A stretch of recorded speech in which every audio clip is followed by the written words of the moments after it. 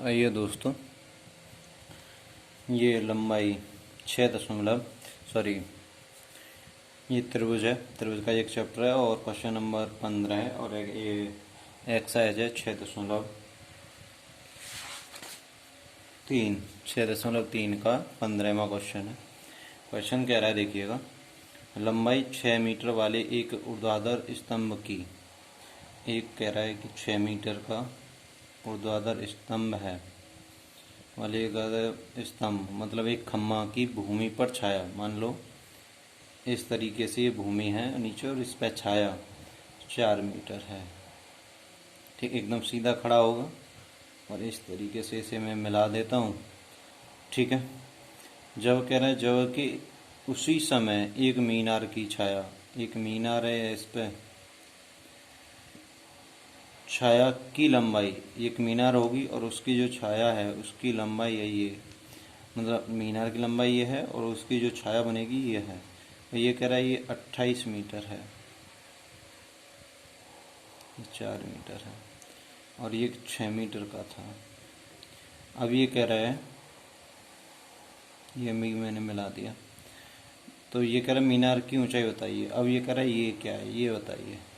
माना ये ए है, ये बी है, ये सी है, ये पी है, ये क्यू है, ये आर है। उम्मीद करता हूँ आपकी समझ में ये बहुत अच्छी तरीके से आ रहा होगा। ठीक है,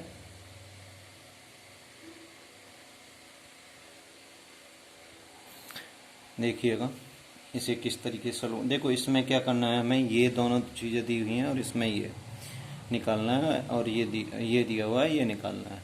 तो हम इसकी उत्पत्ति में लिखेंगे कि हमने फिर मान लो एक रचना की, ए बी एक स्तंभ था और बी सी उसकी एक छाया थी, फिर हमने सी ए को मिला दिया। इस तरीके से रचना लिखेंगे, इसमें लिखना चाहें तो ऐसे ही लिखेंगे, पी क्यू एक मीनार थी, आर क्यू उस मीनार की छाया थी, फिर हमने आर पी को मिला दिया। इस तरीके से इसकी एक क्या बनेगी, रूपरेखा के रूप में या रचना कहें, एक रचना बनेगी। ठीक है, ये एक रचना बनेगी इस तरीके से। मैं वो रचना नहीं लिख रहा हूँ, मैंने जो बोला है वो दोबारा से मैं फिर सुन लीजिएगा कि अगर इसकी रचना लिखें तो लिखेंगे कि ए बी एक स्तंभ है, बी और उसकी बी सी जो है छाया है, फिर उसके बाद हमने सी ए को मिला दिया।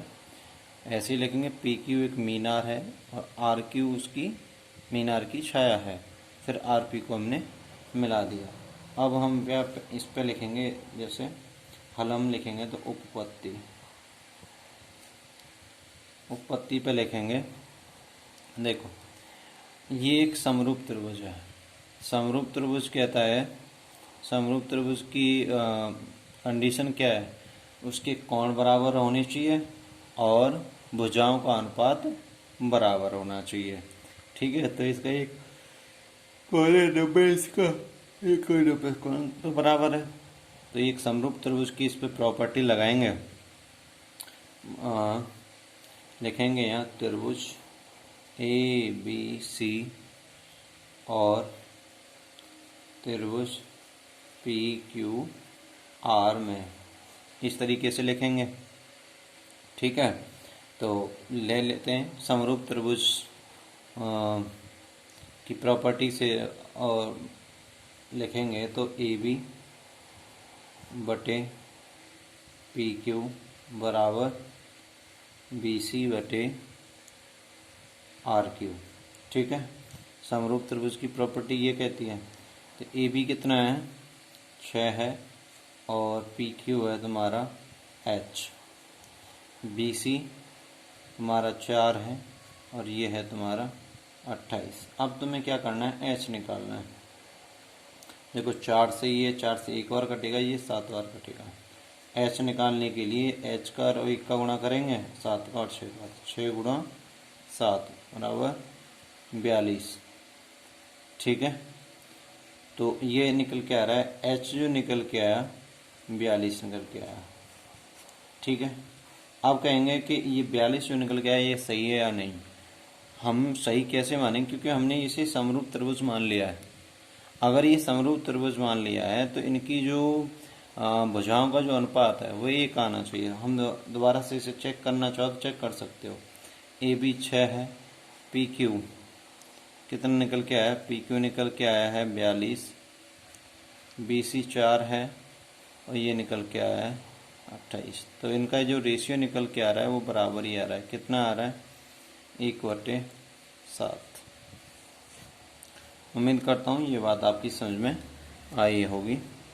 इस तरीके से इसमें ये 6.3 प्रश्नावली जो है वो इस तरह से सारे क्वेश्चन इसमें सॉल्व आउट हमने कर लिए हैं।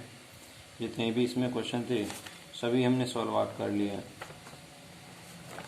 और इसमें फिर भी कोई क्वेश्चन समझ में नहीं आ रहा हो तो मेरे को कमेंट करके बताइएगा कि ये क्वेश्चन समझ में नहीं आ रहा है, उसका मैं आंसर डालने की पूरी कोशिश करूँगा। ठीक है।